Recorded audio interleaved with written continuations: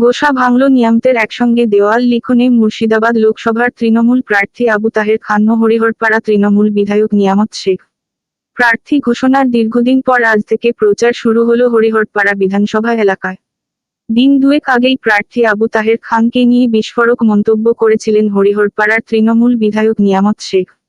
সেই বিস্ফোরক মন্তব্যের পর নিয়ামত শেখের সঙ্গে আবু তাহের খান দেখা করেন। আজ একত্রে হরিহরপাড়া বিধানসভা এলাকায় দেওয়াল লিখন শুরু করেন। নিয়ামত শেখ জানান, আজ থেকে শুরু হলো দেওয়াল লিখন। দলীয় প্রতীক দেখে ভোট করার আবেদন জানান। আবু তাহের খান বলেন, আজ দেওয়াল লিখলাম, আগামীকাল থেকে প্রচারে নামব। ইলেকশন ডিক্লার হওয়ার পরে আজকে আমরা প্রথম দেওয়াল লিখনের জন্য শুরু করলাম। যেহেতু রোজার মাস, রমজানের মানুষ বেশি হয়রান করলে টায়ার্ড হয়ে যাবে, তার জন্য একটু আমরা দেরি হলেও আমরা আজকে শুরু করলাম। এবং নির্বাচনটা কীভাবে আমাদেরকে প্রতিবার যেভাবে তুলি সেইভাবে আলোচনা করে সেইভাবে তোলার চেষ্টা আমরা করি, যাতে আমাদের এই নির্বাচন সুষ্ঠুভাবে আমাদের এলাকায় হয়।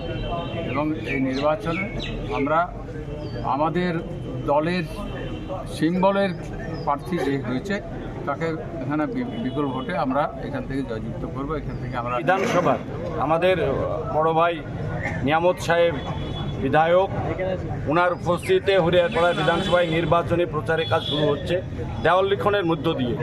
আজ দেওয়াল লিখন শুরু হলো এবং আজকের পর থেকেই সব জায়গায় দেওয়াল লিখন কয়েকদিনের মধ্যেই, আশা করছি আমরা 5 থেকে 7 দিনের মধ্যেই আমরা গোটা হরিহরপাড়া বিধানসভার দেওয়াল লিখনটা কমপ্লিট করব।